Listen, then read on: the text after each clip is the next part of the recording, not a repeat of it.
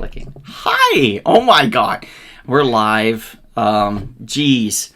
I was thinking that we would do like we would start wearing like makeup on our faces, like just like pink little spots on our cheeks to make us look cuter, and maybe like do something to make our eyes look bigger. You know, I don't know makeup at all, but I'm thinking we should, just to appeal to people, because I think isn't there like a filter or something that we could use? I don't know. I mean, I'm okay with that. Well, that one time that guy made himself a cat. Remember, there was that happened. Happened? I'm sure we could do that at some point. I don't think it's on Skype. We could just all be cats. It's like I'm okay with that. We've got some people popping in. We've got Schmoogie. Hey. Hello, Schmoogie. Hi, Schmoogie. Schmoogie must be new, so thanks for joining, Schmoogie. Mr. Sean's here. He says, good evening. Don't forget the like button. Of course. Enrique is here. Thank you, Enrique. Brother Enrique. We love you, Enrique. What's up, girl? Mom and Dad will be on shortly. Right. Okay. Copy. Yeah. Kevin, if you're going to send out the link, can you, are you going to do my thing? Do you post on Facebook thing? also, or no? Yes, sir, I do. Okay, can you tag me in it so it pops up on my page? Okay. Thank you. By the way, I love that my box says Kevin, and Kevin says Chris, and Chris says Sammy. Oh, yeah, there's that. Yeah. No, It's been a day. I just got back in town late last night, guys, so give me a little grace here. Brothers and sisters, I'd like to introduce. We'll just name everybody Kevin. How about that? And then if I'm Reza, I got like. There you go. I'll pass you my vape through the box. Okay, so we're talking about what are we talking about here? Jesus, lots of fun stuff. Not Jesus though. Some fun. Well, we could talk about Jesus, but we're talking about fun pop culture things that we enjoyed from the year 1995, 30 years ago. But first, we're talking about a young woman named Leslie who was brave enough to make out with me behind the bushes of my high school. That's right, 1995. Wow. Lucky man, you. 95. 1995 is when I had my first friend. Oh. 97. I had like two friends That's by a good then. thing. 97, I graduated high school in 97. So 95, I was what? I was a sophomore? A junior. Yeah, you're 16 years old. I was a sophomore. I just got my my driver's license and like learning permit, I believe. Around no, I hadn't yet. It wasn't until my junior year that I got that. Yeah, sophomore year was a little annoying. I remember that. Yay, 95! Yay. Still riding the bus. I'm a Still summer riding the baby, bus. so I still wasn't quite old enough when that timing took place. So fun times. Yes, indeed. First, let me, of course, do the proper and most righteous of intros. First, we go to that man in the blue headset, a crazy man, a madman who's from that beautiful Buckeye state of Ohio. He was voted the 2024 most desirable man of North Hollywood, California. He is a man that knows how to make the ladies tingle, make them melt in their hearts. He is the man who is the master of DC Comics, the original Dono. It starts off good, but the noise kind of fades out. You gotta pick that up. Namaste. Namaste indeed. Next, we go to a man, a bearded man, a man originally from that great state of Michigan, but now resides in that beautiful, great Lone Star state of Texas. He's a man who specializes in tea time travel. He is a man that is a big Detroit Lions fan. He is one of the most learned men in America today. He educates thespians to make sure that they get a job in Hollywood, Broadway, or the independent circuit. He is the huggable. He is the lovable. He is the ladies' man of Houston. He is Professor Chris D. Turn. Always the laugh. And last, but certainly not least, A man who joined us a few months ago in the latter part of 2024. A man who's a true man of comedy. He is the Shah of comedy. He was birthed in that beautiful, great nation of Iran. His childhood started on the rough streets of Olympic and Pico, but made his way to those golden paved streets of Agora Hills. He is the Sultan of Smiles. He is a man who's the crown prince of cannabis. Give it up once again for the Persian love machine. He is Reza Asghari. Thank you. Thank you very much. Thank you. That's just. I feel like there's no better introduction person than Kevin. I mean, does he do this at the shop? Just Actually, curious. I do. Okay. Actually, I do. When customers come in, I introduce the whole staff. I break it down, brother. Jesus. I break it down. Yes. Okay. Hey, celebrities like my intros. It's the truth. Reza can verify it. That's great. That's great. People will come in. Kevin will be like, "What is your name, brother?" It is Bill. Hello, William. Welcome to the store. It is a pleasure to. What if he just cuts him off? I don't like the name William. I think that did happen one time. Did it? So, I was like, oh, my bad. There have been a couple times where Kevin's like, "Welcome to the shop. Let me tell you about the store. Here is the Godfather of comics." That's okay. I'm good. And they just walk past. And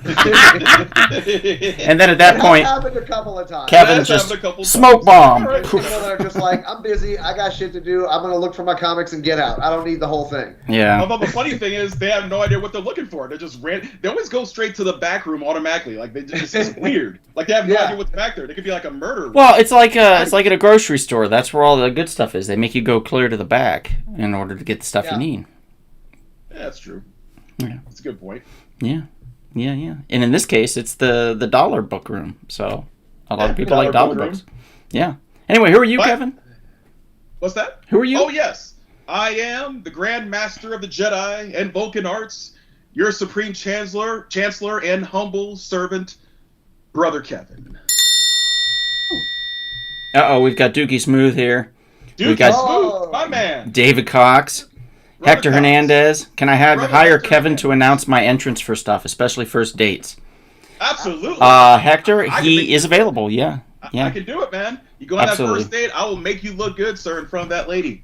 Make you look real good. Go up in front of your woman and be like, "Welcome to this fine date at this lovely olive garden. The garden of olives. There are so many olives in this garden of love that we have. Variable This is my cornucopia dear of friend olives. Hector, with his large Hector penis. He is going to satisfy you this evening." He will bring Oh, you wow. to moments Okay. of ecstasy that you'll never forget. There you go. There you go. But With before something to that, do with tabernacles. Mm. yes, great tabernacle. But you know what? It's time for us to go to the tabernacle of pulling out.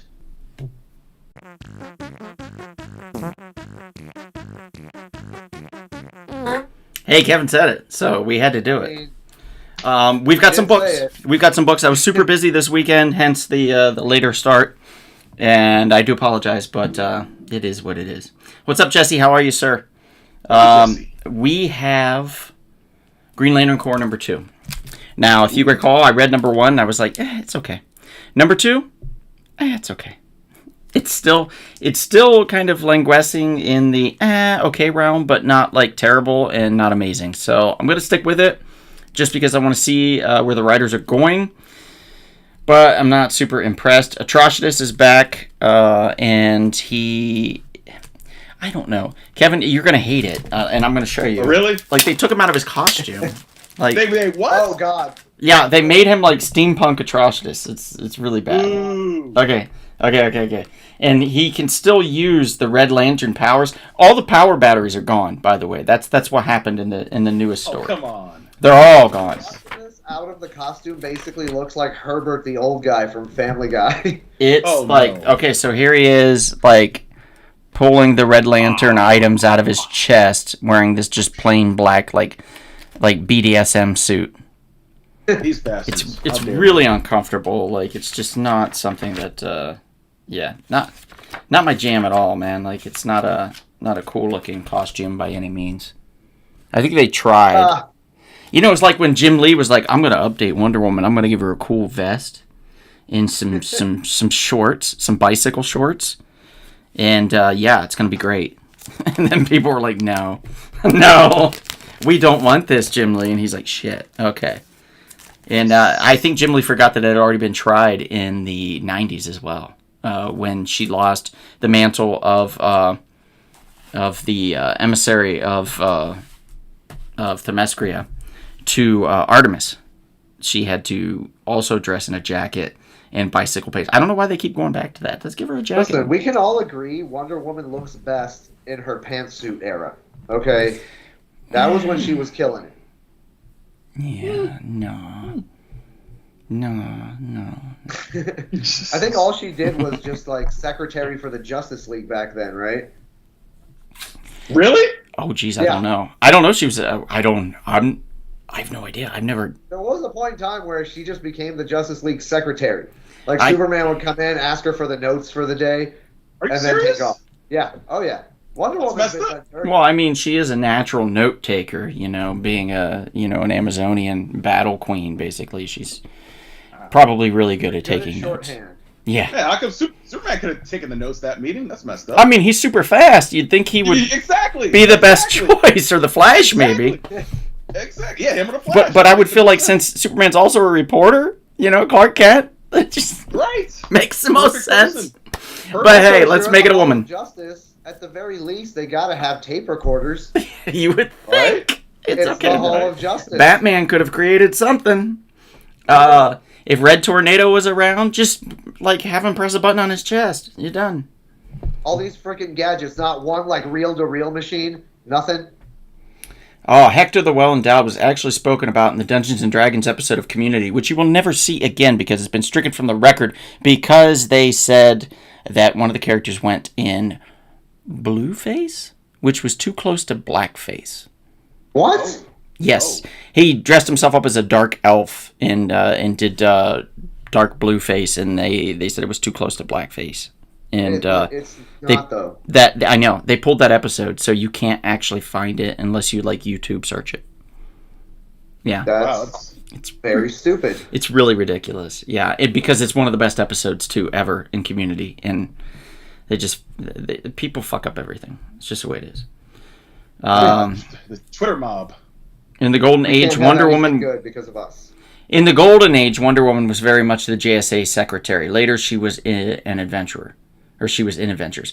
In the Golden Age, if I recall, it wasn't Diana Prince, right? It was her mother, right? In the Golden Age.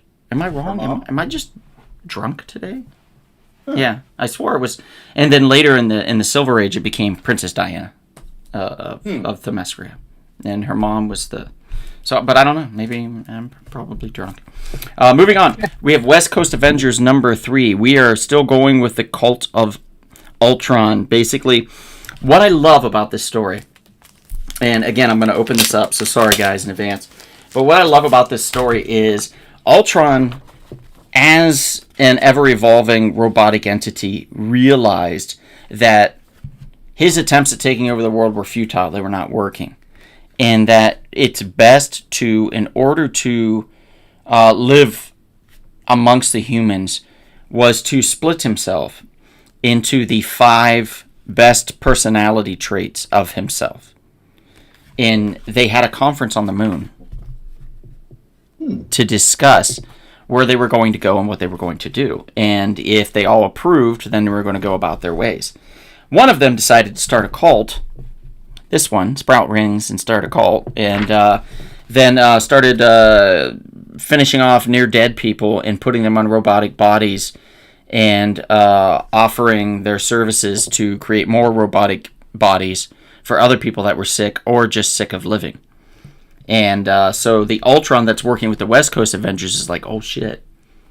Like, one of my guys went rogue. I'm so sorry about that. I'll help you rein him in. So it's creating this really kind of cool dynamic that I'm really digging. And it's bumping up the grade in the story for me. So I was going like 6.65. I'm going 7 on this now. So number 3 definitely has elevated it for me. And it's becoming more and more interesting. So I'm super fascinated with the storyline. I don't much care about anybody else in it right now. I give a fuck about Firestar or Blue Bolt or whoever else is involved. The only person I'm really interested in right now is Ultron, and I'm loving it. I'm here for it. Last but not least of my books is The Last Boy. Dan Panosian decided to write a comic. He's a great artist. This is his cover. and he wrote a story about Peter Pan years and years later, like 20 years later. Wendy is getting married. She's writing a novel, and who's the Native American girl? I knew I was going to forget her name. Tiger Lily. Tiger Lily. Thank you. Tiger Lily is now the chief of the tribe on the island. And Hook is very old. Him and Smead and all of them are very old and looking to retire, and have created a trade agreement with Tiger Lily for furs in order to turn a profit so he can retire in a nice home in Pirates Cove. Peter Pan doesn't want any of that because he's never going to grow up, and Tinkerbell is his enabler and keeps telling him that there's trouble afoot. And so he goes to investigate and just F's shit up sideways. And it's an interesting start to the story. I don't know where it's going to go from here completely, but I know I have a hint, and I don't want to spoil things for you. So I'm giving it a 6.65. I think it's a great start to what could potentially be a fantastic story. So Dan Panosian can now add excellent writer so far to his story of his life, because this is pretty solid. And that's for me. Now I'm going to pivot over and hand this over to Kevin. Kevin, you said you had something you wanted to bring up as well.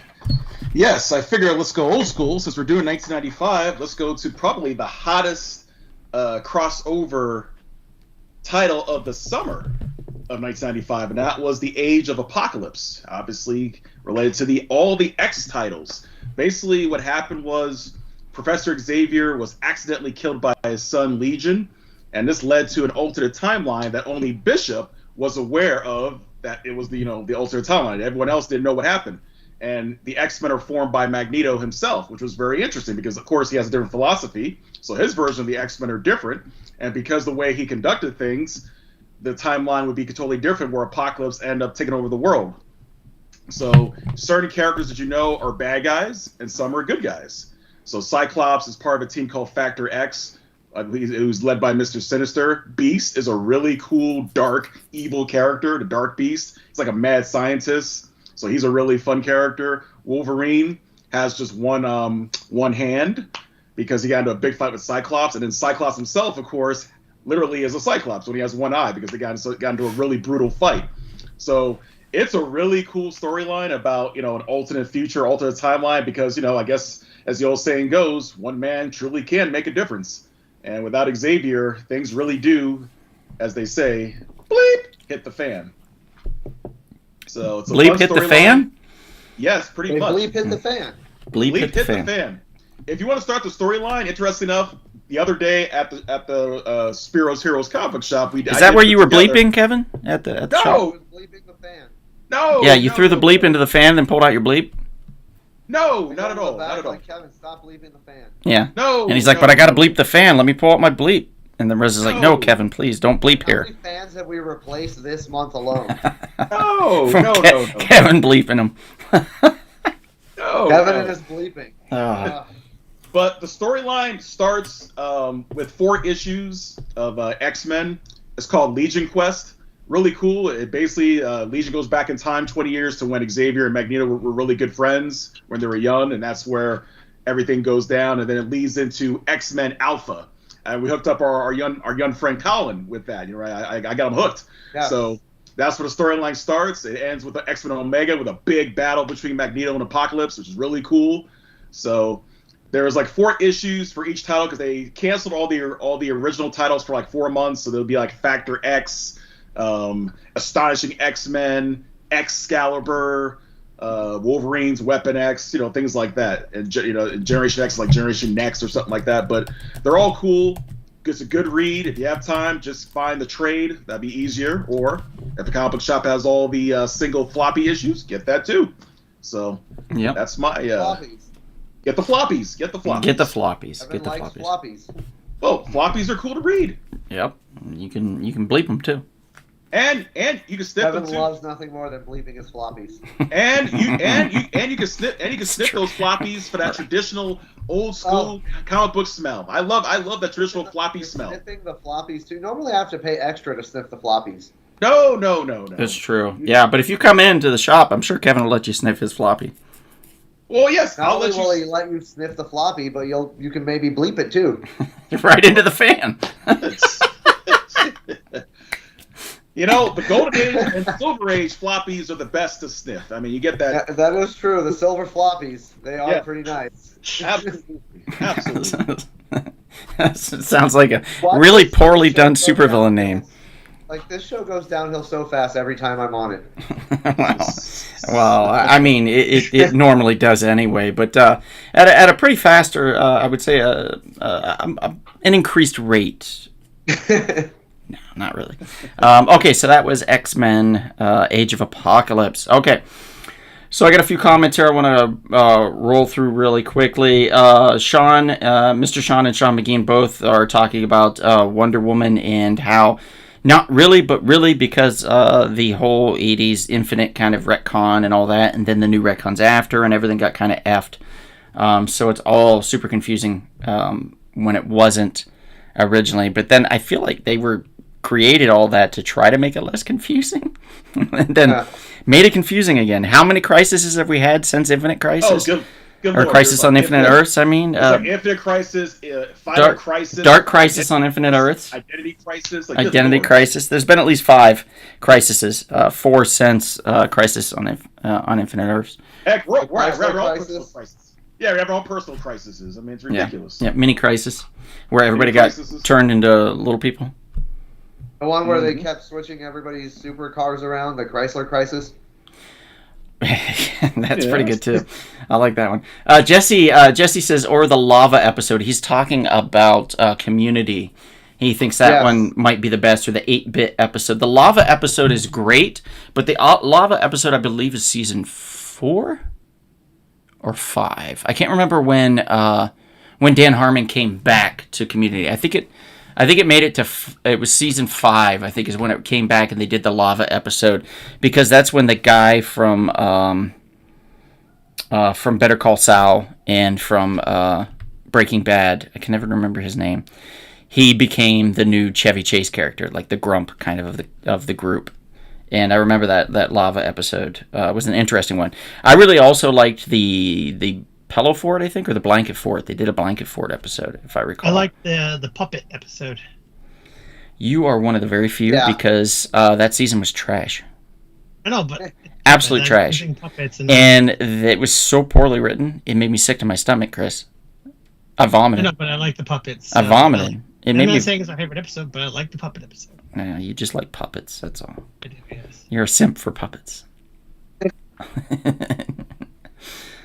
Let's see. We got a few others. Supernova's here. Hi, Supernova. Sounds like Kevin was bleeping, says Sammy. There we go. About time, Kev, you give us a review, says Jesse. Sean McGean says Huffin' Comics better than Sniffin' Glue.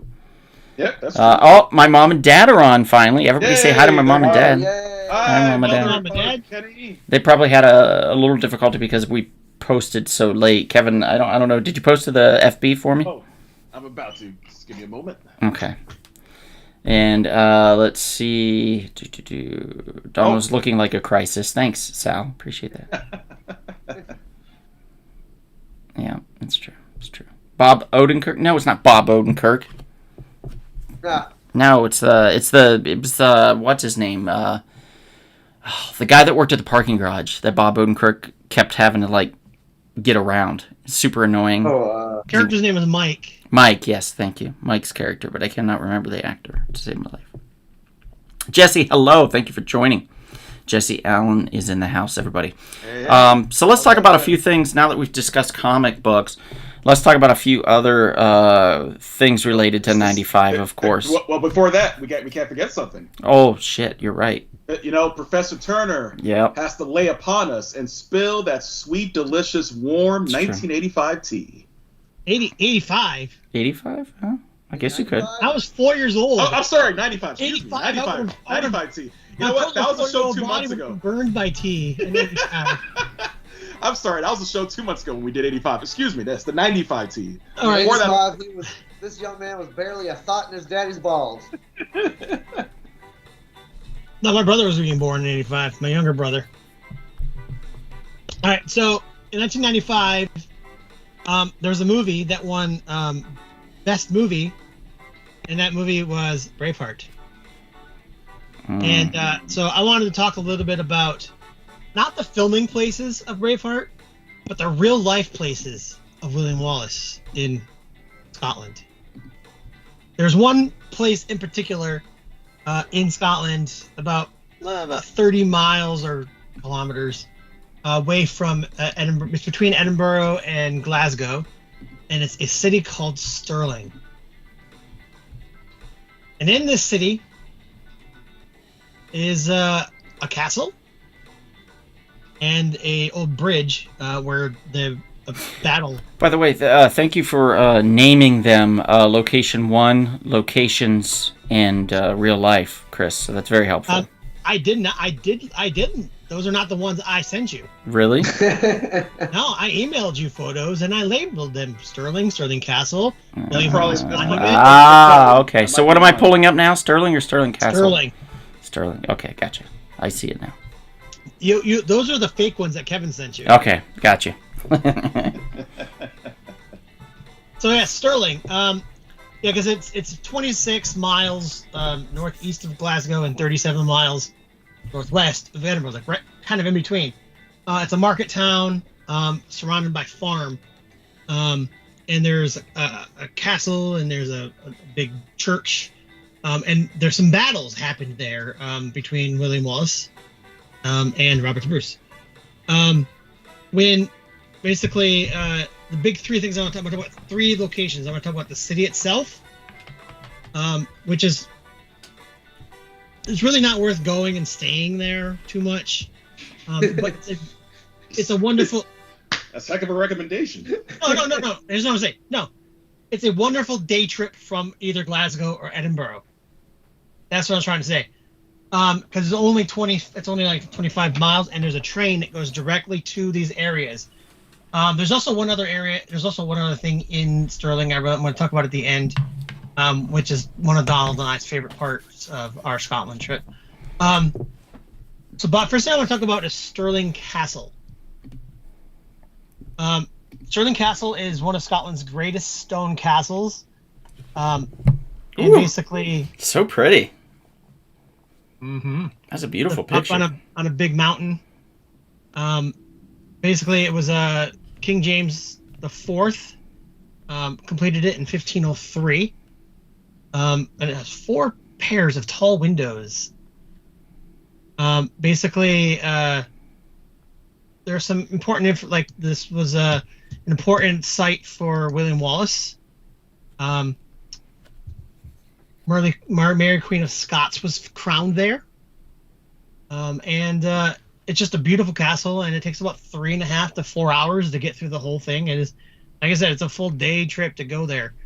But there were some things that happened with William Wallace there, and the biggest thing I'm going to talk about for William Wallace, though, is the William Wallace Monument. Oh. William Wallace Monument is it's a monument built from William Wallace. It is 246 steps to get to the top. The only way to get to the top is to walk up all of those stairs. So that's a place I will never go in Scotland, unfortunately. I did the 250 some stairs before in Ireland, and I'm never doing that again. That's one of my favorite pictures of you coming out of the cave. Anyway, so the monument was built in honor of William Wallace. There is like you can go up the mountain. There's like a little interactive museum at the bottom of the hill, and you walk up this little hill, and then you have to walk up all of those stairs to get up there. It's a really cool sight, and you can see it from down the bottom of the mountain. You can see it from the city. It like looms over the city. It's really tall, really big. So really, you go to Stirling, you go see the tower. You could go to the castle. There's also a bridge where they had a battle called Stirling Bridge. Ooh, big snap there. But also, just like 15 minutes away from the city of Stirling is a Scotch distillery. And in the Scotch distillery is a distillery called Deanston. That sounds It nice. brews stuff like this, Deanston. They said Kingston for a second there. Let me take the pictures down so people can see you. Oh, you couldn't see me. You couldn't see me. Sorry, I can't see what's on the screen. That's okay. There. Deanston.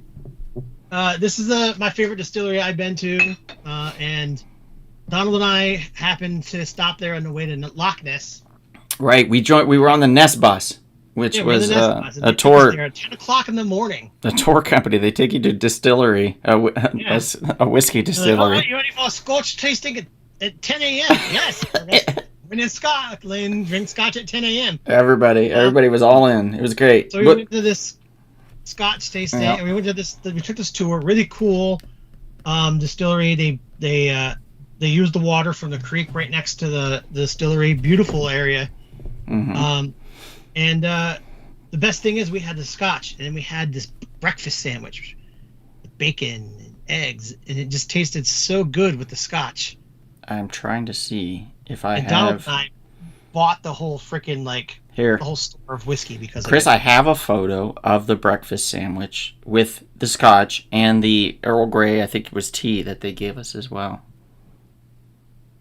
But it was it was very good. Picture doesn't do it justice. It was so good. Very, really, really, really fun experience. And so, if you're ever going to Sterling, I would, suggest go to all these places, and then either go there for lunch, or do a nightcap and go after, and really experience Deanston's. And then you'll really see that's the river they get the water from. Right by the location, which is right there. Yeah. Very unassuming. It looks like a schoolhouse, kind of. Yeah, I remember. There's a history. I just talked to Klein about this. It was a mill or something before it was a distillery. That makes sense. Yeah. Yeah, especially being right by the water like that. I really like companies that repurpose older building. Mm-hmm. And I find it really fun. So yeah, Sterling, big part of William Wallace's history, real life history. Not Braveheart history, but so I thought I'd mention that a little bit. And since Braveheart did win the movie and the best movie in 1995. Yep, 95. All right, we got some comments. Let me go through these. That was brought to you by Hanley & Sons Cinnamon Tea. Is this last week's episode? St. Paddy's was last week. This is Scottish. This is Scotland, sir. How dare you? How dare you, Jesse, assume that the Scots and the Irish are one and the same? Oh my God! Oh, saints! My accent's coming out. Sorry, I don't believe you, Chris, climbing those stairs. No, I did. I did. Donald, tell the story. He did, and there was such a line behind him.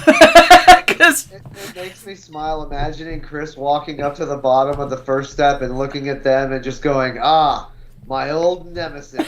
So we were in Ireland and we went down underground to see these stalactites. It's the largest stalactite in the northern hemisphere. I bet you want to make stalagmite out of it, you cuddly bear. Whatever the one that grows upwards, I think it's stalagmite. Biggest one in the northern hemisphere. And we went down really far. It was a lot of flights. Mm-hmm. It was 20 flights of stairs, if not more. Yeah. Going down was fine. It was more than 20 flights of stairs, and dude. I looked up to go up. I was like 50. You're gonna carry me? I got ahead of him because I knew what was going to happen. Eventually, I assumed everything was just going to let loose. And it would be the mighty wind. And I was like, I don't want to be behind when that happens. When marathon runners shit their pants. It happens, you do enough movement and enough. I was fine in that department. Yeah, he didn't shit himself, everybody. He did not shit himself. I almost died, but if I would have died, I probably would have shat myself. But he did come out of the cave, and I took a photo of him. I don't have it on me right now, or I would show you. But he came out of the cave, and it was the most amazing look of anybody. Not of I won. Not of I won, but of fuck everything. Fuck you. Fuck that. Fuck that. You see that kid over there? Fuck him. Fuck these leprechauns. Fuck this shit. I'm fucking out. Leprechaun? He might as well have. Oh. He probably did. I think he was imagining stuff. He was hallucinating for sure. I was not in a good mood the rest of that day. Mr. Sean says, if I climbed all those stairs, I would definitely be drinking scotch at 10 a.m. too. There you go. There you go. That shit looks like IHOP. Well, you look like IHOP too, Big Sal. You look like in the back when they clean the Way grease better trap than under IHOP. the grill. That's what you look It's like. about to IHOP in my mouth. But it was actually really good, Sal. It was really, really good. And it paired really well with the scotch that we drank. Never been an egg McMuffin, says Elliot Sparrow. I beg to differ, sir. They make their bacon a little differently over there, meaning that it's not filled with a bunch of bullshit. Yeah. It's kind of almost like more like Canadian bacon than Mom, it is. I do know we are Scottish and Irish. I am quite aware. Remember, I got the book on Scotland for you. And Jesse says crop dusting. So yeah. All right, so we spilt tea, we've pulled out, and I think it's now we get into the main show here. Yeah, the meat. Finally. Get to the meat of the show. The meat. Let's talk about. First of all, I'm just gonna pick a picture because it's easier, it's faster this way at this point because nothing's in order. It's just all like a mess. Even the 4 separate emails I sent for each. It's all a mess, dude. It's all a mess. Really? Oh, Yes. damn. That's So I'm going with Tommy Boy. Tommy Boy came out in 1995. Let's discuss, everybody. What did we love about Tommy Boy? Little coat. Did we have that? We had that play in the shop like 2 weeks ago, right, Reza? If I recall. I think so. Yeah, I mean, we're the playing it. dynamic between the two of them was at its peak. So it was about as good of a comedy as you get with Chris Farley. Yeah. Like, that was peak cocaine Chris Farley, and it's so good in every way. Yeah. It definitely was. There was a lot of like behind the scenes drama with it, particularly because they were filming They were doing Saturday Night Live still, so they had to be back for rehearsals during the week, and they had the show on Saturday, so it didn't leave them much time on set to film. So they were just constantly back and forth and talking about how exhausted they were. And yeah, I would imagine probably some cocaine was involved there to keep it going, you know. But a cocaine. Yeah. Similar to Michael J. Fox, he's working on Back to the Future and Family Ties at the same time. Yeah, I can imagine that would be crazy since they shot some of the movie in the Universal lot. So Yeah, that makes it very difficult. Who didn't want to work for Zelensky Auto Parts? Yeah, who wouldn't? That's true. I really would have worked there. It would have been a fun time, for sure. I mean, it looked like a fun time before, his dad died. So Zelensky is the one that Dan Aykroyd I think, owned. Was that Zelensky? Oh wait, yeah, you're right. Because Callahan was, that was the one with Brian Dennehy and Chris Farley. That was the Callahan. Yeah, Zelensky's auto parts or whatever. With Dan Aykroyd. Yeah, it was nice. Brian Dennehy is a treasure. Absolutely, 100%. crazy. I actually taught that Ryan Dennehy's son at a summer camp in 2005. Oh, nice. No shit. Yeah. That's crazy. Yeah. That's Patton awesome. Oswalt was doing a joke about him where he said that he was eating a bunch of food at like this celebrity party, feeling fat, and Brian Dennehy's hand comes over his shoulder, grabs a plate of shrimp, and goes, "Character actors. Nobody gives a shit what we look like." Just starts shoveling it in his face. Well, to a point. I mean, Yeah. To a point. I get it. Yeah, but Dennehy, I just finished, I watched for the first time last year, Rambo First Blood. I had never, Oh, nice. Really? I'd never seen it all the way through. I started it and realized that I never finished it. And I realized I'd only gotten like 20 minutes into it. So I was like, okay, I need to watch this. So I was sick at the time, and I was in bed, and I just had my laptop, and it was free on YouTube. So I pulled it up and watched the whole thing and loved it. I thought it was great. I was like, damn. Okay, now I see. And Brian Dennehy was in it, and he was great. He was just this dude that just would not give up. Like, just quit. And everything is fine. He will not quit. Hi, He Olivia. would not quit. He would not quit being an asshole. By the way, Brian Dennehy stars in 2 of my favorite movies of all time, FX and FX2. Oh, Oh yeah, The Deadly Art of Illusion. Yeah, with don't remember the movie either. Brian. What was it? Brian Brown or something like that? What was his name? The Australian dude. I don't remember his name. He doesn't matter. It's just about Dennehy. Okay. All right. But just the general concept is I'm going to stop a crime lord with a drug cartel using my skills in movie special effects. Hell yeah. yeah. Just, Can't God. go wrong. Why not? And then they were like, we need a sequel to this. It's going to happen more than once. It's plausible that this would happen more than one time. That's true. Oh. But well, you know it's fine. what? I think it was Brian Brown. I want to say was the partner in it. He still has a career in acting and stuff. I've seen him in a few things. He was in that one movie with who's that white dude they keep trying to make something with? They keep trying to Which like. one? Which one? I know they keep trying to make him the next thing. He was in Twisters. Oh, the guy Oh. from the Bill Paxton, Bill Pullman. no, the Twisters, the young, The one yeah, that just came out. Yeah. Just came Oh, out. the new the one. guy, the Glenn guy with Powell, the- right? Is it Glenn Powell? Yes. Okay. Yes. Glenn Powell. They keep trying to make him something, and he was in this movie where him and this girl hated each other, and then they Yes. found out that their friends or relatives or something were getting married. Based on Much Ado About Nothing. Yeah, and then they had like got stuck together, and then they It's started to all about you or something. fall for each other and blah blah blah. I watched it on a plane. I can't remember where I was flying to. Could have been hell. Anyone but- but you. It was yeah. called Oh, that's right. That's right. Sydney Sweetie. Sydney Sweeney. That's the reason why I watched it. Sydney You Sweeney. are watched it correct. because of Much Ado About Nothing. Mm. Being an adaptation of Much Ado About Nothing, that's why I watched it. It really is beat for beat. Yeah. Adaptation. And so I liked it because of that. But Yeah. Much Ado About Nothing seems like bullshit then. do you Well, not? that lady is on the rise. Sydney Sweeney? Yes. Hmm. Yes. Yes, they are on the rise. Mm-hmm. She's definitely. I hope her ego's not getting inflated. I highly doubt it. She is a humble young lady from the Pacific Northwest, if I recall. Hopefully her career doesn't get too big for her head. Right. I highly doubt right. that. Yeah. Highly- Large boobs. Also, boob reference.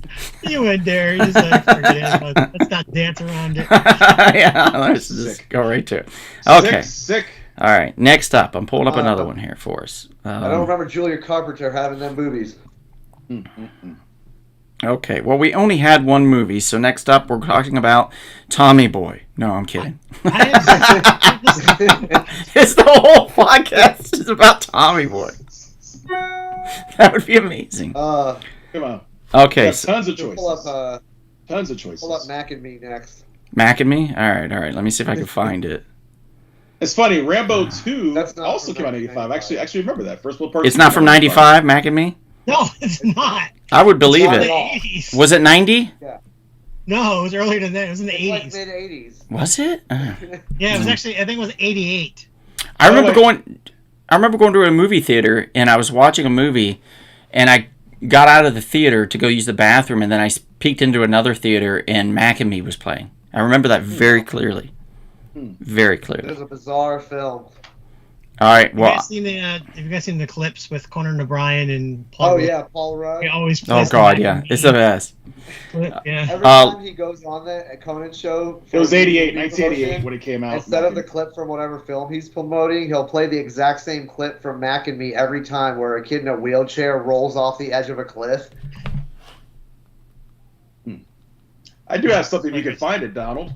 You know, Reza is a man of the hip hop style. Perhaps find some of that good hip hop flavor with All right. in files. Dangerous Minds. That works. How about that? You can do 1995. that. Michelle Gangsta's Pfeiffer. Paradise from Coolio, Michelle Pfeiffer. You know, can't go wrong there. Oh, Michelle Pfeiffer, the most serious woman ever in a rap video. Oh, I know. She looks really serious, like hardcore serious. Dude, she came in hard with that chair. It was just like, Exactly. That movie, when I first started teaching in the Bronx, I thought that's what I was getting. was Dangerous Minds. So I walked the first day listening to that song, walking through the hallways to my classroom. You playing the lyrics in your head? Yeah, I was listening to it with my headphones, with these headphones. And then I was like, nope, not at all like Dangerous Minds. Thank God. You know, it's a pretty good movie. I remember it came out in August of '95, and that song was, as Reza would say, a banger. That was a good song. I mean, I remember I got the single cassette tape. I had it on my Walkman. I'd play it all the time. You know, that's Some a good might song. say that was the best thing to come out of this movie. I disagree. It was. I think the It was so parody. relatable. Who at that time did not of the walk song. around and hear that song and think to themselves, you know what? You're right. I have been spending most of my life living in a gangster's paradise. I mean, I it need was to reevaluate my situation. really topical in Ohio, small town Ohio near Amish country. All I'm saying is that's how Mark Zuckerberg started Facebook. He was like, I got to get it together. I'm spending most of my life living in this gangster's paradise. This is not the life to lead. Not the life for me. Wow, I in should Westchester, start New a York, no social less. network Donald- on the internet. I get where you're. I get where you're going. Oh, you do. I You do. I do, Okay. yes. Okay. Me too. And Me too. and I don't know if we have. I don't think we have a picture of it. But I'm talking of Bad Hair Day, the album that Weird Al Yankovic released, which had Oh, Amish Paradise on it, which came out a year later after Gangster's Paradise, which was because of this film. The popularity of the song, anyway, was because of the film. And the film was popular because of the song. It was very symbiotic in a way. Although I would argue that this song wouldn't probably make anything better because the song was so good. But yeah, coming from small, near Amish country, no place town, Ohio, Amish Paradise slapped. I mean, that hit like none other. There was no gangsters there, but there were Amish, you know? and So, think of how good of a song that had to be and how popular it had to be for Weird Al to do a parody of it. yeah. Really, because that was Coolio's first big hit. And that was like his first thing, period, as far as I could I would disagree. remember. I would think his first. No, big that wasn't hit his was first his thing. great song, Slide, Slide, Slippity Slide. That came first? Albums since the 80s. Did that That came was before first? Gangster's Paradise. Yeah, but I don't think Coolio was like a big thing until No, I'm just saying for me. this personally. song. Oh, okay. Come on and ride on the fantastic. Yeah. And then I'll see you when you get here. And what was that other one? 1, 2, 3, 4. Get your woman on the floor. Gotta get up to get down. What up, everybody? So glad to hear it's Coolio. Put the flow. Yeah. We keep going. It was very very easy to sing. Most of Coolio's songs, which is why I think it was so great. The good part of Coolio's songs was he wrote muted. the lyrics in a way where white people could catch on and remember them very easily. It's true. And that's what why I helps still make remember. you popular in rap music.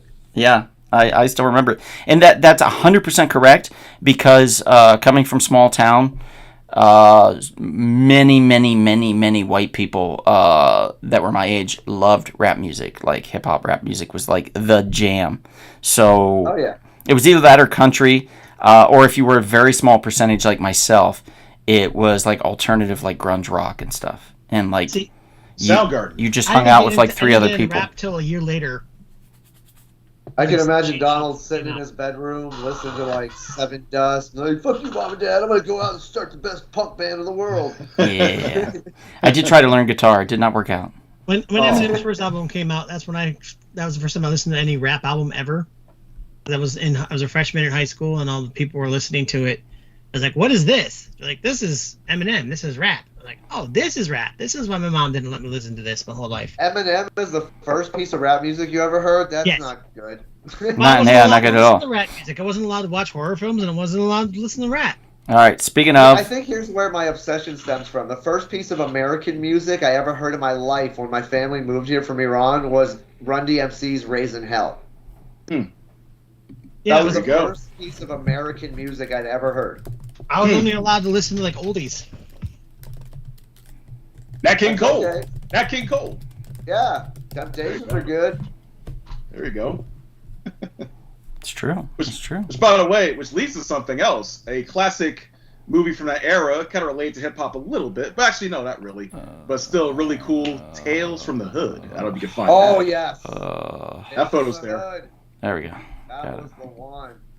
That was 95. Look. Yes, sir. If I remember, what's the gentleman's name? Was it Clarence Williams III? Clarence Williams III. Yes, sir. I don't think I watched that 1995. movie. What a fantastic villain. You know what I mean? Yeah. So much fun. It was so good. And the fact that like they kept walking around going, "Ah, yes, the shit." Yeah. Yes. The shit. But it was such a good anthology series that kind of went in an urban direction that like we didn't have up until that point. I say we as I represent the black community. You know what I mean. Yes, and I apparently represent the Persian community today on today's episode. That's right. Yes. Kevin Mahmoud Hossein-Najad over here. You guys just swapped? What's going on? Just swapped cultures. Oh, is it like a Freaky Friday thing? Yeah. Hey, there's a Gonna sequel show to that up to my coming out. grandma's house on True. Nowruz, get a $2 bill. Nice. And in the stories they did in Tales from the Hood, each story individually scared the ever-loving crap out of me as like a 16, 17-year-old kid. There's one where it involves like slave dolls coming to life and getting reparations by murdering people. Yep. That shit was scary as hell. Yep, it was. Clever, too. And then the freaking original like actors at the beginning coming in and ending up in the caskets on fire. Oh yes, the shit. Yeah, like, welcome Clarence- to hell, mother effers. Clarence Williams was so good. He was so good. Oh, yes. I didn't see the movie until 2015, I think it was. Oh. Yeah, Okay. Donald's got the picture up with the puppet. Oh, it's just Mhm. There it is. that and Large Marge. They give me chills to this day. Another one from that era, from that same year, Higher Learning. Now, that's the power. Aren't all these movies from that same year, Kevin? Yes, sir. Yes, sir. 1995 was a good year for hip hop with multimedia. Yeah, Higher Learning has a big cast. You had Tyra Busta Banks. Rhymes. Tyra Banks. I don't know that movie. Oh, you gotta check it out. Yeah, I've never seen it. It looks like Ice Cube and Michael Rappaport. And Yeah, Michael Yeah. Rappaport. who is that? I think that might have been Busta Rhymes' first film. Is that Alicia think it is. Silverstone? Oh, so that was the first movie that Michael Rappaport Freaky Friday, a black person Freaky Friday into him? Possibly, yeah. Possibly. But yeah, that was like when John Singleton was on a hot streak. Yep, he sure was. Lawrence I mean, the Fishburne. cast. Jennifer Ah, Connelly. that is Lawrence Fishburne. Jennifer Okay. Lawrence Fishburne. Ooh, yeah. a 90s Regina Jennifer Connelly. Now I gotta King. watch this movie. Yeah, Regina Regina King. King is in it. Oh, Cole Hauser. The original Buffy, the Vampire Slayer's in Yeah, it. Christy Swanson. Omar Epps. Omar Epps. Like, this cast was stacked. It was It's like- such a good movie. And the soundtrack was banger, too. What's it What about? was it about? Oh, it's basically like showing the lives of different people. You know, like back when they, like the Crash type of film, a bunch of people go to the same school and same college campus, and it's showing it from like all their different perspectives and how they deal with like racial tension and things like that. Okay. Okay. So it was Okay. that type of film, but it was just so well done. And again, coming from like a hip hop perspective, because Singleton had his finger on the damn pulse when it came to that kind of viewpoint in that era. Mm-hmm. Yes, indeed. Highly recommended. I'll have to check it out. Especially just to see Busta Rhymes like scream really loud and then get shot or something, if I remember correctly. Yeah. Barely 1995. It came out like a week in to the year. Really? Yeah, Um, I'm feeling my blackness now, Kevin. Let's keep it going. All right. We'll keep it going. all right. The 1995, of course, musical stylings of none other than Blues Traveler. There we go. It's very, Blues Traveler. yeah. I guess Is it's there one it's album? adjacent because there's blues in it in the title. They Sure. do that song. That's the one, yeah. Jumper harder. Yeah, Runaround was the big one. That was the big hit that put them on the map. Came out in '95. They won their first Grammy in 1996. for that song. It was first played in 1993 during a solo show by John Popper. First full band performance of the song took place in 1994, but it made the airwaves in 95. The video for the song has a Wizard of Oz motif with Blues Traveler playing behind a curtain in a nightclub while a young, hip, and more photogenic group appears to be playing the song, which says a lot because John Popper was not known for his looks. In fact, one of the most infamous things about John Popper was the fact that he was a rather rotund gentleman that would play so hard into the harmonica that he would vomit and keep playing. Oh my God. Yes. Yes. That is absolutely disgusting. That's disgusting, but that shows dedication. The dedication behind it. Yeah. Yeah.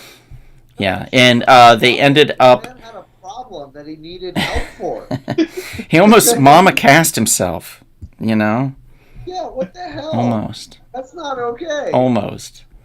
But that's the smallest picture known to man. Jesus. Okay. This is a later picture. He's lost quite a bit of weight here later in the years of Blues Traveler. But one of my favorites is The Mountain Winds Again. Fantastic song. But Anyway, which was played in the 1996 hit Kingpin. That was the second Farley Brothers film follow-up to Dumb and Dumber, which, in my humble opinion, is the better film. Kingpin being the better film, of course. Actually being the best film that they've ever made. Ooh, I don't know about that. I will argue it to my grave. I will too, because there's something about Mary I think is a little funnier. I'm sorry. Oh, it's a little more juvenile. It's better than that. Yeah. Really? Yes. Yeah. I guess just the kind of humor you're into, that's what strikes you. Yeah, you like masturbation. That's up your alley, Kevin. That's fine. No, it's just the thing how they're all pursuing this one woman. I thought it was the funniest thing ever. I thought it was hilarious. You're like, look at these dummies. Yes, that's why I found so funny about it. One lady. Yeah. I bet she doesn't even know how to make good eggs. Yeah, he's right. I mean, a guy had to pretend that he was crippled. I mean, it just had me in tears. It was so funny. I mean, that was a pretty good ruse to pretend to be crippled to like get close to her, and then he ends up like having a totally different accent and being like, "I'm a pizza boy, man. I love her." Yeah. Yeah. I'm not saying it's a bad film. It's probably their third best. But Kingpin was still better than that. I mean, Big Earn McCracken might be one of the best movie characters of all time. Mm-hmm. Yep. Big Earn McCracken, yep. David Cox says Buffy was in it. I don't know what we're talking about at this point.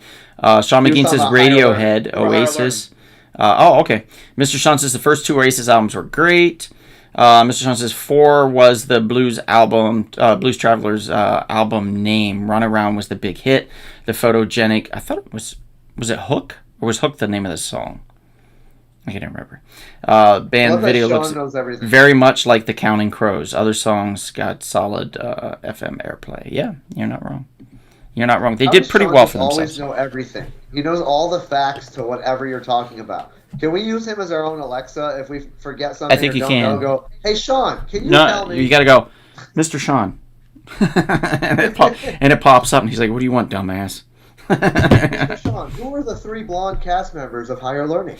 I got another one for us. You gotta appreciate this too, Rez. Actually, I think I want to appreciate this one. Will Smith's really first big hit, and Mark Lawrence, Bad Boys. Yeah. Bad Boys. It was Independence Day. What were you saying? I was gonna guess Fresh Prince. I didn't realize. I thought it was Independence Day. Movie wise. No, that was that big hit. Yeah, 95. Bad Boys. Mike Loud. Yeah. You know. Because Independence Day was 96, wasn't it? Which one? Independence Day. That was 96, wasn't it? Yeah, Independence Day was 96. Men in Black was 97. Gotcha. Yeah, this is Michael Bay's first film, if I recall. First directed film, Bad Boys. So, the early Michael Bay stuff I liked. After that, it went to hell in a handbasket. Started with Armageddon. But the early stuff was pretty good. Hey, Jason, what's up? What's up, Jason? But yeah, Bad Boys, what can you say? I mean, so much fun. The fact they're still making Bad Boys movies to this day. The last one was a little depressing because it was Martin Lawrence's last film, I think, before all his medical issues he's been having. Oh. So it was really sad seeing him at the premieres, like having a hard time walking around and stuff. I'm like, oh, I don't want to watch this. For Oh, who? that's sad. Martin Lawrence. Oh, really? He's having Yeah. health problems. Oh, I didn't know that. Yeah, Damn. not doing great, sadly. Oh, that sucks. That does suck. Because yeah, he definitely put on some weight and stuff, in the later films, but he still looked pretty good, I thought. The last film that they did, the recent one, they actually addressed that, where they bring his health issues into it and talk about how he needs to go on a diet and eat certain foods, and they're trying to keep him away from candy throughout the whole movie. Yeah. So, like, they're in the middle of a shootout, and Will Smith is trying to keep Martin Lawrence away from, like, a bag of Skittles. It's hilarious. Yeah, it's absolutely ridiculous, but Guys, within the I was- wheelhouse. I was fact checking Kevin to see what's his first movie. However, I came up with an amazing thing. What? Michael Bay directed the Aaron Burr Got Milk commercial. Really? Really? Yes. Aaron Huh. Burr. Aaron Burr. Really? Really? Wow. That was Michael Bay. Because before he did Bad Boys, he did a lot of commercials and music videos. Mm-hmm. Very cool. Very cool. Wow. Which totally makes sense about his directing style, that he's a music video director. Okay, I'm Yeah, gonna move us that forward. Aaron Burr commercial might be the most restrained thing he's ever done in his life. Yep. Mm-hmm. It's true. Did he also direct the Berries and Cream commercial? Berries and cream, berries and cream. I'm a little lad that likes berries and cream. I think that was a Shut your star. mouth. That was one of my favorite commercials of all time. It is. You It's laugh so amazing. hard. They also they did like the guy that was the character. He did an instructional how to do the dance later. Like he did. It's great. It's on. You could look it up. It's on like Instagram. It's on YouTube. It's on TikTok. If that's not banned again, it's on there. But Love to that. move things forward, I'm gonna pull up The Usual Suspects from 1995. Yes. Ooh, okay. 95 is the year that made Kevin Spacey, because he had this It certainly and did. 7. It certainly Seven, did. Which I have that photo too, 7. I mean, those two roles was absolutely, he blew his roles out of the water. Mm-hmm. 95 was a good year for music and movies. Oh yeah, no doubt about it. And I don't think I watched a single movie or listened to a single thing of music from 1995 when I was in 1995. You know, Yeah. one of my Terrible host, Chris. favorite I've things. seen them, but my parents didn't let me watch anything. If it was Disney, I probably saw it, but that's about it. Speaking of which, I saw Babe. Toy Story. Toy Story. I saw Toy Story. I saw Babe. Okay, let me pull up Toy Story. Do we got a picture of it? Oh yeah, yeah, I think The so. entire Yeah. show is about Babe. Yep, we do. Does everybody know about Toy Story? Yes. Of course, it was Pixar's very first full Pixar full animation movie. They've made 4, right, of the Toy Story Yep, films? they're making a 5th. Oh, come on, man. Stop it. They Stop should have it. stopped Do at they 3. have any more Don Rickles audio to use? Maybe. Possibly. I mean, or they could just recycle it.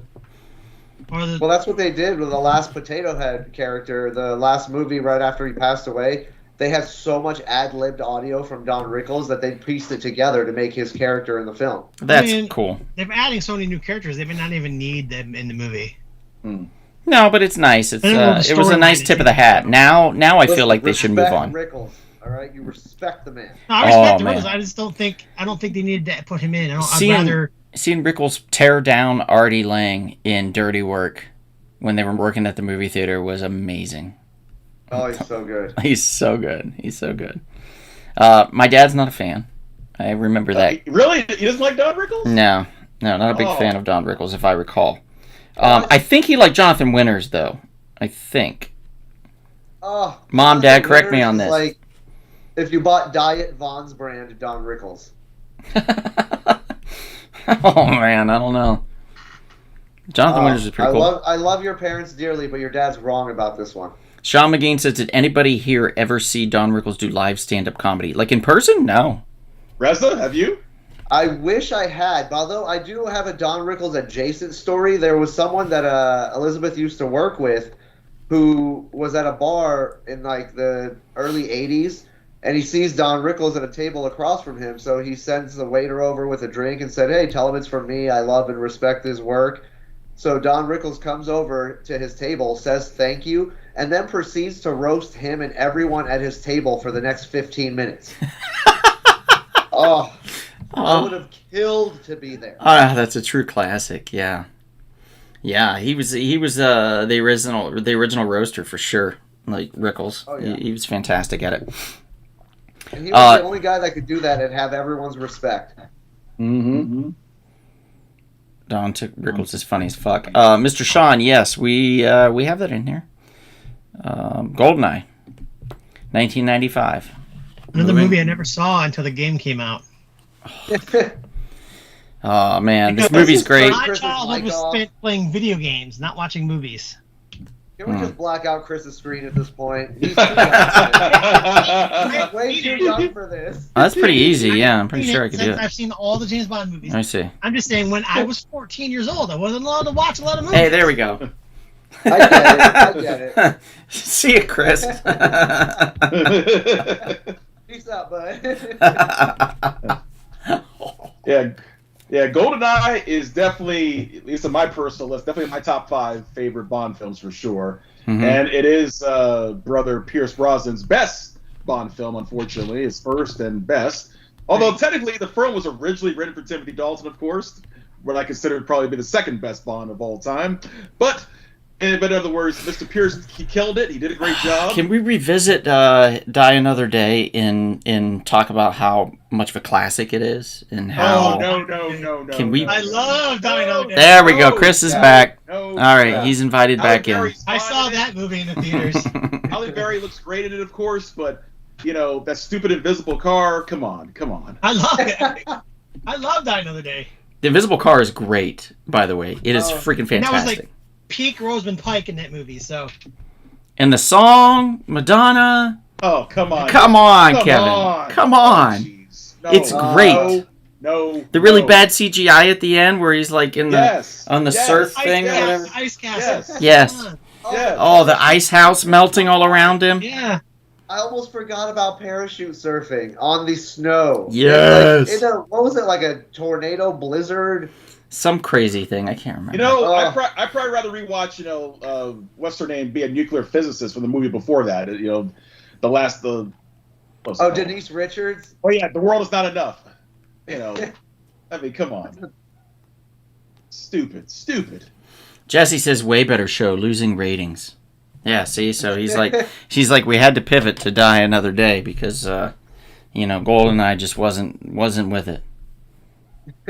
Yes, GoldenEye did have Ivana on a top. I believe was the One on top. Yeah, that was what's her name? I fell in love with her in that film because she was later in Deep Rising with Treat Williams, which is another banger. Let me tell you, a classic film. Oh, you're talking about Isabella Scorupco? No. It's what's her name? Famke Jensen. Famke Jensen. Jean Grey. Yes. Jean Grey. Yes, Jean Grey. Yeah. I Yeah. love nothing more than watching Kevin try to pronounce slightly difficult names. They have there's an ASMR for that. Actually, we have another YouTube page. It's so good. It's so good. Yeah, there's one of me just smacking my lips after I eat Twizzlers, and then there's the one with Kevin where he just mispronounces everybody's name and struggles. All right. Xenia on the top. Famke Jensen. Yeah, There we yeah. go. Okay. Let's see. Another good one I'm sure people would be Desperado, my man Antonio Banderas. Puss in Boots Oh, at yes. the top of his game. Oh, yeah, I don't have Puss in Boots in here. I'm talking about Desperado, man. Oh, okay. Desperado. I don't think I I've know ever seen Desperado. Desperado. You've never seen Desperado? I don't think I have. What? What? That's probably it's Salma a good movie. Hayek? The guitar case and the guns. I mean, come on. Man. I don't remember. that was Maybe I did. Wasn't it a remake? Wasn't it a remake or like a slash? It wasn't like a Yes, Evil Dead 2 situation. Yeah, El yeah. Mariachi and Desperado. Yeah. Wait. Yeah, Okay, so El Mariachi is the one I haven't seen, but I've seen Desperado then. Okay. Oh, Okay. Salma Hayek is about as fine as she could get in that movie. And Danny Trejo plays a knife assassin. Yes, but also Salma Hayek could get it. Oh my goodness. Yes, Salma Hayek is a lovely lady in this. Yes, yes, indeed. You know sir. what? I'm not George- afraid to say it. I would bleep her floppy. I don't know That's if her all- billionaire all that. husband. I don't know if her billionaire husband would appreciate you saying that, Mr. Reza. He I would don't do care things if to he you. appreciates it or not. He Okay. would do dark things to you, sir. Yeah. That's fine. I'll have to tell him that my safe word is macadamia. That's a You know, long there's just safe some word. women that'd be worth dying for. If it's Salma Hayek's husband, I would have to say my safe word is desperado. Yeah. That makes sense. That would make sense.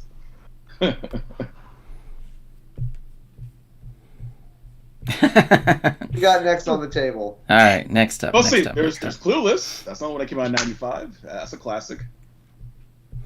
Clueless. Donald Faison, right? Yeah. Yep. Yep, and Paul Rudd. Yep. A young Paul Rudd. Mm-hmm. Alicia You know what? Silverstone. That's the year he broke out because he had that and Halloween 6 that year in '95. I thought he broke out from the camp movie, Oh yeah, that's right. I forgot about the Wet Hot American Summer. Yep, I forgot Wet about Hot that. American Summer. And let's not forget Overnight Delivery with Reese Witherspoon and Paul Rudd. It's a fantastic comedy. If you guys have not had a chance to watch it, I rewatched it recently, wondering. I was like, What's it called? "Is this as good as I remember it?" Overnight Delivery. I haven't seen it. I have to watch it. And I watched it, and I was like, "Yeah, it is. This still is really good. This is a really good film." So My lot of fun. favorite, Super my charming. favorite quote from Clueless is Donald Faison when they're teaching her the girl how to drive, and they finally get the car stopped, and he turns to her and goes, "Bitch, you drive for shit." That's it. that's it. All right. That's all he says, and it's just beautiful. He says it so well.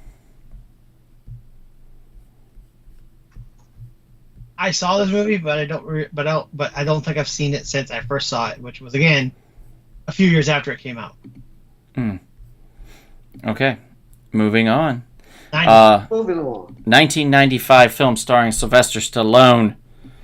We're talking Judge My Dredd. finger? Judge Dredd. Judge I Dredd. am the- Amada Sante also in this. I am the law. I Yes. am the law. And I believe Diane, I want to say Diane Lane? was in Diane it as Lane? You know what's funny is I actually I saw don't this know. movie. Diane Lane. Somebody played Judge Hershey. You actually saw this one? I saw it. My dad rented it, and he brought it home, and we watched it in video. Judge Dredd's I don't- fantastic. I don't think I understood it. Oh, yeah, Diane Lane. Yeah. Diane Yeah. Lane's in it. Thank you. Played a Judge Dredd movie with Rob Stallone, Sch- and they're like, you know what this movie's missing? Rob Schneider. Rob Schneider. Yes. Yeah. Yes. Yeah. Yeah. Next man. For the next Side-O. 3 minutes, let's Yeah. just have all four of us just going. We "I am need- the-" We need the Filipino views, guys. We need the butts in the seats in the Philippines. How are we going to do it? I got We an do have idea. Filipino viewers. I got Don't an worry about idea. that. Who Rob- saw Rob the Schneider. source material? Who saw the source material for Judge Dredd and was like, this doesn't have enough comic relief? Yeah. Hmm. I Oh, I find it to Out of be. everybody had like. It's him, not like, it's not a great film, but it's not a terrible film either. So the remake you find It's to be a better. it's a camp fun film that I very much enjoy. I also like the other story, the Carl Urban Dread. yeah. I also enjoy that. And there was talk of they're doing a series of Judge Dredd, like some type of a series. I think that would be phenomenal. I think that's where it should like blossom, so to speak, is in the television world, because we've tried it twice in the films and it didn't quite hit. So maybe the slow burn is where it's at. Judge Dredd is a futuristic cop show. It needs Yeah. to be episodic. It can't just be like one long played out Yeah. story. It's basically a hardcore NYPD Blue, type of show. It's like SVU Law Yeah, and you Order. see his wang all the 2046. time. yeah. Full frontal nudity, just like you like it. Yeah, I think it would run. Lots I of think it would- floppies, Kevin. I think it would work well on like Every Amazon. crime scene, there's semen. I don't know, even if there's none involved, it's just there. Every crime scene. Every crime scene. I'm gonna get in the fridge. Like, Wait, this was don't just open an it. ATM robbery. Why is there semen There's here? so much semen. Oh yeah, see when we got to on HBO then.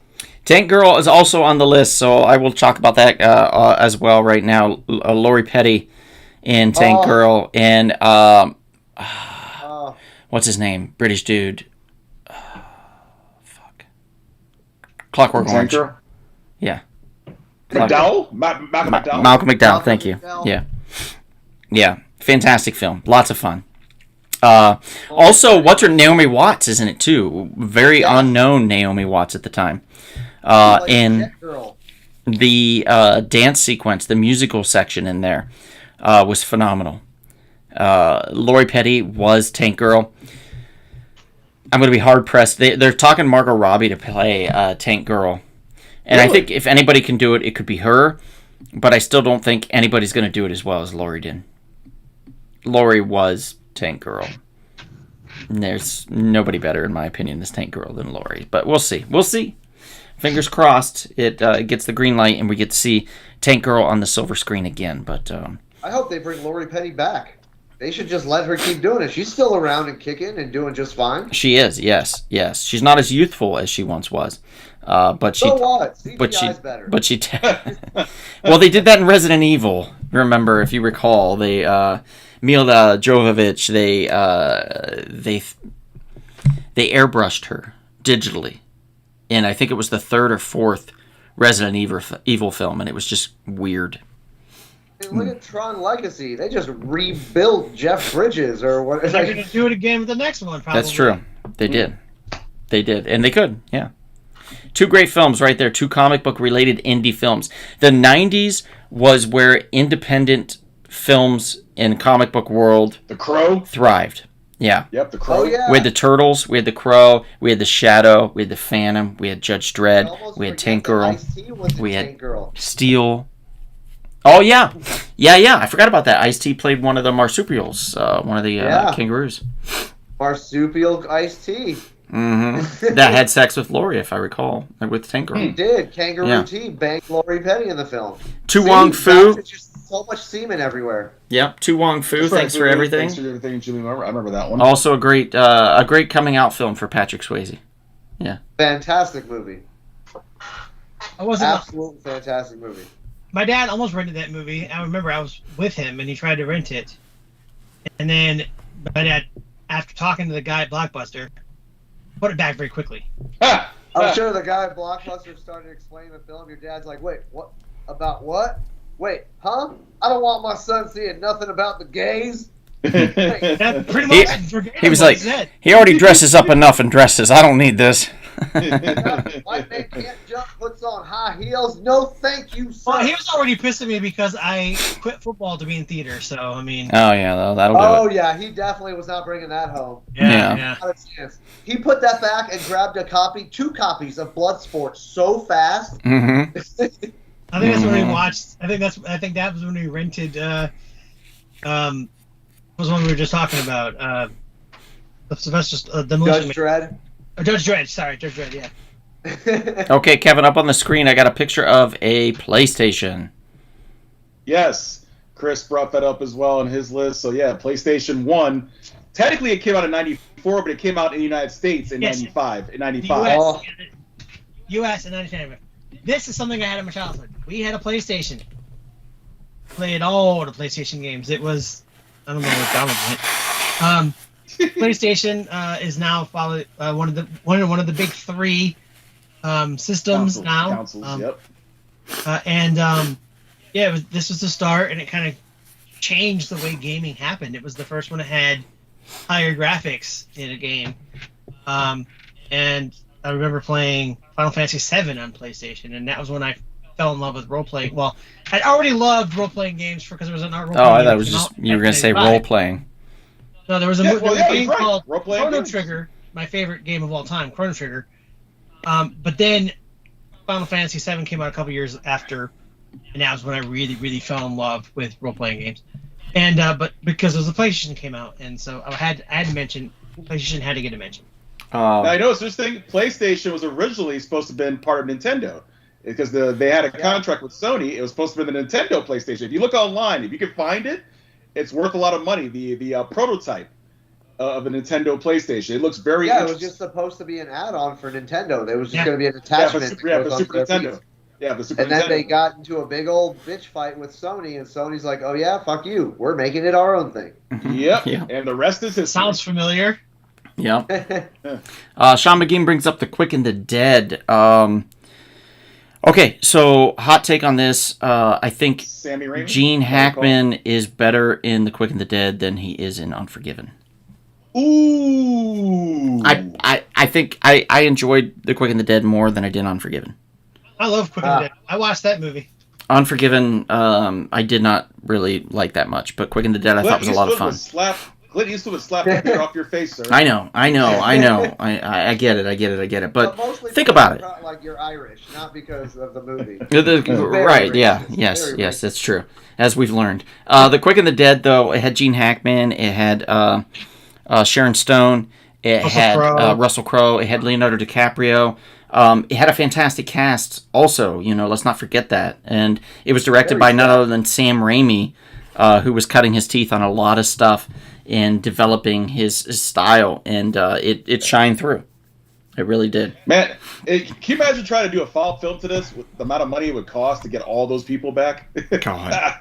Oh, boy, woo, Yeah. man. Yeah, especially since some of them more did than- die. Because, They were True, but and it was very sad too. The way you know what? Everything you bring up, let's start out positive and end it on the just saddest note we can think of. Sure. Yeah. They're like, oh, PlayStation was great, yeah, but then one of the heads of Sony broke off from Nintendo and killed himself because they made a bad deal. Anyway, moving on. Yeah, moving on, yeah. But The I'm gonna depressive say, show. Quick and the Dead, I saw right away when it came out because it was a Western. so you're cool. with Yeah, that. I Westerns are watched great. Every single Western that ever came out when I was a kid. Because that was my dad's jam. That's what we watched. There Okay. you go. And in fact, the first movie, well, it's not a Western, but my first movie I ever went to see in the theater was Face Off with my dad. Really? He thought it was a Nice. Western. Oh, that makes sense. Interesting. Well, in a way, it does have some Has some of the Western tropes Western tropes to it, yeah, for sure. know. We've got up on the screen X-Files, guys. X-Files. Oh yeah. Yeah. Yes. Wow, what? This show should not have succeeded. It should not have succeeded. By all accounts, it should not be mentioned because Why? it was on Fox. It was early Fox. Fox was still kind of struggling and kind of trying to work out their stride. Well, time out. It- I disagree with you that. Was Living Color before that set the tone for X-Files to even be there, and amongst other shows. I don't know what you're talking about.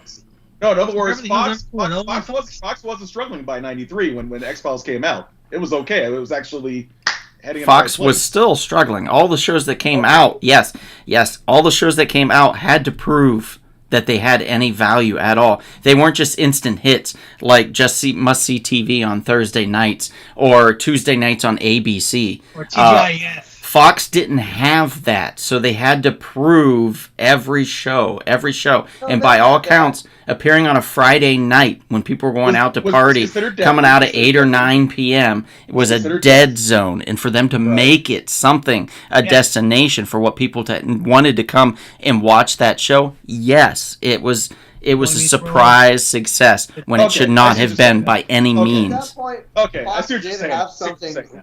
Fox did have something similar to that because they had already made a name with themselves in mobile homes and trailer parks. So they did have "Get Me My Beer, Bitch" Thursdays. Was that You Married know, with Children? Married with Children. Married with Children. Yeah. I mean, were they also on the map for 90210? Yeah, exactly. That's what came out in 1990. 90210 was on Yeah, what day? That It was 1990 to that was 2000. Thursdays or Sundays or something like that. It wasn't like No, a I'm saying big. just in general, like, And it was at they 10. made a name for ourselves for that, yeah. Yeah. Yeah, in Living Color, Mad TV was rivaling. Mad TV SNL came really out big. much Simpsons. later. Yeah, I think like 96 somewhere in there, Simpsons, 97. yeah. Simpsons, yeah. Yeah. Mad TV was great. It came out. There was a lot of people involved in it. That it took time for them to develop, which was interesting. Because Saturday Night Live, it was usually just instant because they had the Lorne Michaels movie machine. Yeah. You know, they had a contract. So they got, NBC had first look. So Universal had first look on all the projects. So they could either, approve or deny or whatever. Mad TV didn't have that. They didn't have that set in. But I love the idea of blending a kind of a sketch comedy with what could be the closest thing to a sketch comedy in magazine form, which was Mad TV. And I thought, well, that's genius. That's so smart. And there was a lot of great actors and actresses and stuff that came out of Mad TV. Key and Peele. Yeah, Oh yeah. yeah. There are two of them for sure. Wasn't what's his name from Bobby Lee. Laudermilk? Wasn't he on Mad TV? Yes, that was Sasso. Will Sasso. Yes. Yep, Will Sasso was another one. Artie Lang was super popular for a while. Lang. Yeah, so a lot. Friggin' Phil Lamar. Phil Lamar, who's carved out himself quite a career as a voiceover actor. Yeah, he was Fantastic at it. Fantastic at it, yeah. How about Waterworld? Waterworld. Ooh, One of my favorite Waterworld, movies. the most expensive film of all Jesus, time Jesse. before Titanic. judge me all you want. One of my favorite movies. I don't know why, but I've always been stuck to like post-apocalyptic movies like this. Hey, if it wasn't for this movie, we wouldn't have that amazing show at Universal Studios. Yeah, This is true. and you know That's and I still really going do- on now. And it was Kevin Costner was probably like the biggest known actor I knew because I've seen every Western he had been in. And so I was like, oh, cool. What? Like Kevin Costner's in a movie that's not a Western. So for me, that was a big deal. And I went to the theater and watched this movie, and I absolutely loved it. And that was Technically, Kevin Costner played Aquaman first. He was a fishman in Waterworld. Yeah. I was in Waterworld also. I was an extra. I don't know if you guys ever saw it. Oh wow! But I was one of the cooks in one of the scenes. I was like, what are they doing up there? You know, I was on the big ship. I was like, I'm trying to make dinner. So there's a whole scene from that. It got cut, though. you look pretty old for being. It got cut. 17. Well, it was makeup. Sean McGee's like water waste. Well. Let's see. Another thing that Chris had in his list was Drew Barrymore flashing David Letterman. Oof, That yeah. was a famous pop culture event. Yes. So basically, every time she came on the show, she would always like dance and flirt with him. And she came on in this show, and it was his birthday, so she gave him kind of a sexy like dance, and then she flashed him, and they had a different relationship after that. They did? It was a good not like that, but Oh. it was like a good relationship. But I mean, David Letterman, he was total sport, and like not into it, but he was like he was a sport about it. And it was funny, and yeah, it's one of the big pop culture events from that year. I just thought it was worth a mention. Oh, Drew Barrymore when she Drew still Barrymore. wore little flowers in her hair. Yeah. Wild Child Drew. Yeah. This is before Tom Green. Yeah, it is. Long before. But not before the Red Green Show, Yes, indeed. for those of you Canadians out there. It wasn't only like a year before Scream, so That's true. Well, Okay. before Scream. 95, we also saw the Malibu Comics relaunch where they did the Infinity, where every new comic that came out had the Infinity symbol on the front. Those being such as Prototype, Hard Case, Mantra, and all the likes. And this is after Marvel had purchased the Ultraverse and Malibu Comics in general and had meshed in their characters into it. That's where we've got so many cool characters that were, like, they really tried for a while. I will say Marvel did really try for a while to use the Ultraverse, the Ultraforce, the Ultraverse in the Marvel Universe and so on and so forth. They kind of blended them in. The Avengers had the Black Knight was with some of the Ultraforce characters in the Avengers and stuff, and he was part of that team. And Topaz was in the Marvel Universe, and they carried her over. Prime was had his own title, and he was very much a part of it. Great characters. I love Malibu Comics, and I love the Ultraverse and the Ultraforce. Very near and dear to my heart. In fact, I am attempting to be the only person to own every single Malibu comic in existence. It's taken quite a long time. I'll get there on my deathbed. You will see my massive collection of Malibu Now it's comics. funny you mention that. At the Spiro's Heroes comic book shop, we have plenty of Malibu comics. I think, in Kevin, stock. Yeah. at every comic shop, they have plenty of Malibu comics and You stuff. sure about that? But I will say, I used to raid the bins at Spiro's all the time, and for a while, they didn't have much because of me. Because every time, I think Elliot, for a while, he was having like a 10-cent independent book sale. Quarter sale. No, it was 10 cents, Kevin. Sure it's that? This Sure is it's when that? this was before you, sir. How dare you? Maybe before me. Before you were born. But yeah, so he had like it was 10 for $1. It was a 10-cent sale, and it was amazing. And I You bought all loaded. those Malibu I stuff. just went straight to the back and loaded up on a short box full of Malibu comics, and I was like, So "Thank you, you sir. put out all those Malibu Sun 13. Here's my $20. Thank you. I'm heading out." I need one of those Malibu Sun 13s back then. No, I didn't get any of those. He didn't have any of those back there. Oh. No, he knew better. Elliot's Yeah. pretty savvy that way. He knew better. Thank you, Enrique. Enrique loved Malibu comics, too. And Sean McGean says, Also- Drew popped out her Barrymores. That's true. It sure did. Nice. It's licensing rights, Sean McGean. Licensing rights is the reason why Marvel doesn't use Malibu characters now. We should post the Malibu interview link with the Malibu guys. We that certainly did can. 8 years ago. Yeah, we certainly can. I need somebody in charge of the page because I always say we're going to do stuff and I don't do it. What are there Donald. more of dollar bins? Malibu, Marvel, New Universe, or Valiants? Valiants, I think, at this point, Sean McGean. There's more Valiant comics in dollar bins than any other. Oh yeah. Oh good lord, they are. It's Any ridiculous. other. Yeah. It's New ridiculous. Universe and Valiant and Malibu are pretty even at this point. It also brought up about the onset of, if I can find it, Jesus, Lord. But there's a lot of There we go. Valiant stuff that's making a comeback, especially all the Nintendo stuff. Oh yes, Yep. that's for true. For sure. The Broadway comics, Jim Shooter had left Valiant Comics, having made them a success, and decided to open his own company and call it Broadway Comics. It did not succeed. Wasn't for a lack of trying. He did have a lot of titles. I think it was a lot of. I don't know exactly why it went downhill, but I'm gonna say probably because of people not wanting to buy them. Just there was a lot of characters that just didn't feel appealing or look interesting, and this is just coming from me when I was younger and I was reading. There was one, it was like a plasma thing, or plasma force or something like that. That one seemed kind of interesting. Yeah, Plasma Force. Yeah, that one seemed kind of interesting, but other than that, I just didn't, and nothing else really appealed to me. So that's probably why Broadway comics went the way of the dinosaur, sadly. A few more things, guys, really quickly before we call it an evening. Johnny the Homicidal Maniac. Can't forget that one.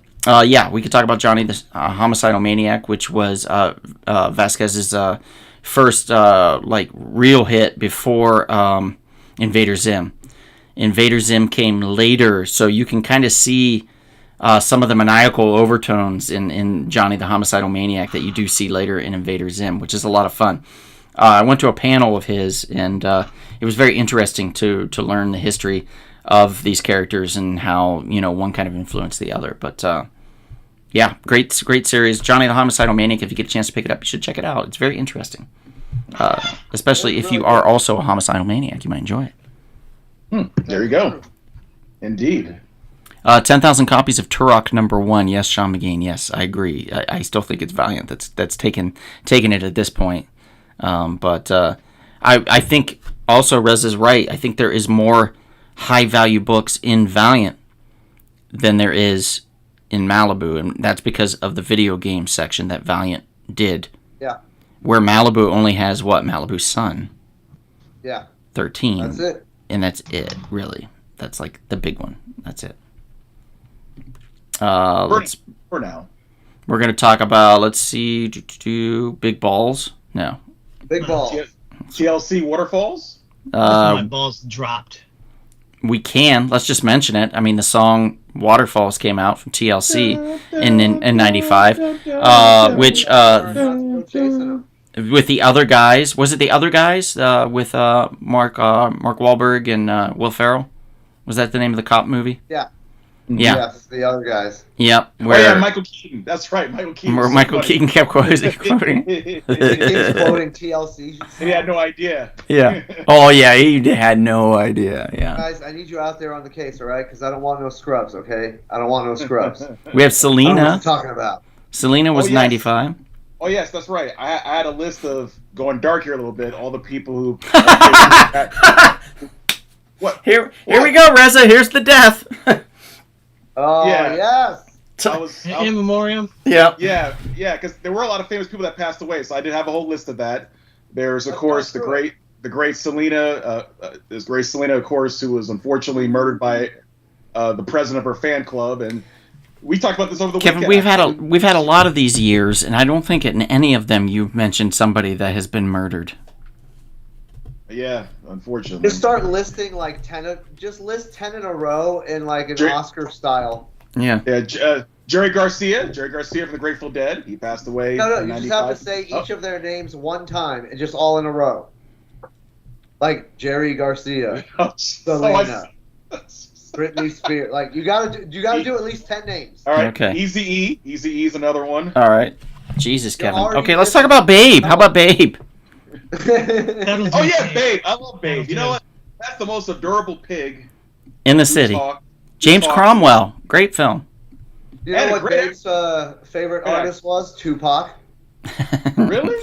His favorite song of Tupac's, Dear Mama, which came out in 1995. Really? Along with the smash hit, You Got to Keep Your Head Tupac's dead, by the way. Just want to bring Up. that He is up. very dead. What about Deadman by Jim Jarmusch with Johnny Depp? No. No. Should we talk about the other most famous pop culture like thing that happened in '95? Sure. A court trial. Oh, do we have Oh. pictures? OJ? I don't know if there's pictures, and it just popped up in my mind when we were Just talking popped about up dead in his people. head. Oh, the OJ trial. Boy, Yeah. was that infamous. I Wow. remember watching. That I remember was- watching that in my 8th grade classroom. Watching it. I remember watching Yeah. The Chase. Yeah, The Chase, too. Yeah, me too. In New Yeah. York. I was watching it from New York. I was like, what's going on here? Mm-hmm. And of course, everyone's cheering the juice is loose, and I'm like, wow. If you went to a mixed school, it was very awkward because every classroom had it on the TV. Yes. And all the white kids are on one Yes. side of the class So looking true. side-eyed at all the black kids on So the other true. side of the class, waiting for the outcome. And Yep, you're like, so oh, we got to prepare ourselves. Yeah. Shit might go Yeah. down. I That's the way it remember was. that. Yeah. That was so true. That is the truth. There's no doubt about it. That is the truth. Oh my Yeah, goodness. it was real volatile moment there. Judge Oh, Ito yeah. was holding a lot of people's lives in his hands.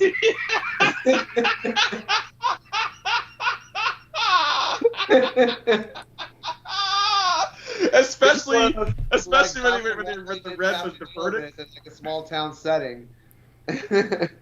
Especially when they read the verdict. It's like, we the jury, Orenthal J. Simpson, find him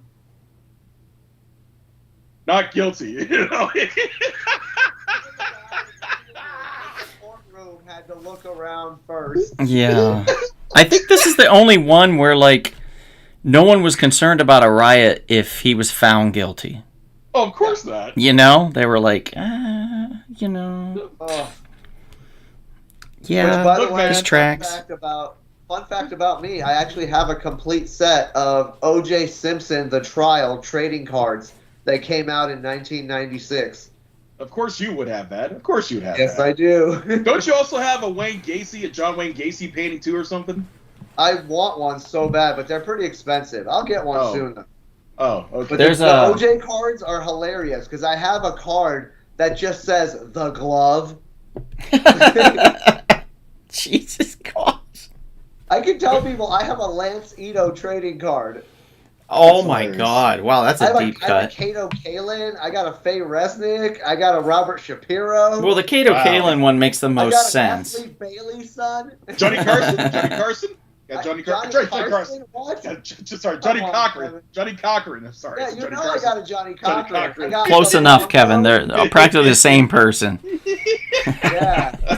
Bronco one is the best. 'cause it's Imagine Johnny Ariel Cochran had a late night show. Johnny Cochran show. You know, the I would late love show to with see Johnny Johnny Cochran. Carson as OJ's fucking attorney. Ladies and gentlemen, if the glove does not fit, you must acquit. And then he puts on the thing. Like, Oh yeah. what do we got? What do we got? Things OJ did not do. Murder someone. Oh God. Nicole Simpson, Ron Goldman, and my career. What are 3 things that are dead? Yeah. Well, I think that's going to close it out, everybody. I want to thank you all. Reza, thank you for being our special guest on tonight. We really appreciate it. Thank you for having me. Of course, Always a of course. blast to be here with you guys. And thank you to the audience for being lively in the chat. We always appreciate you guys, and we hope you had fun. We hope you had a good time. We will be back. Will we be back next week? Let's check. Calendars. I hope so. Calendars getting fucked. Last Yeah, day of the month. we'll be back next week in March, last day of March, for another exciting podcast. We will actually advertise in advance this time, so you can look forward to that. But thank you for being on, and if you are feeling thirsty, perhaps you should Have a nostalgic, sentimental, wistful, but always yearning Rumble Pop. I don't have the ending, so I'm just going to do the pull out again.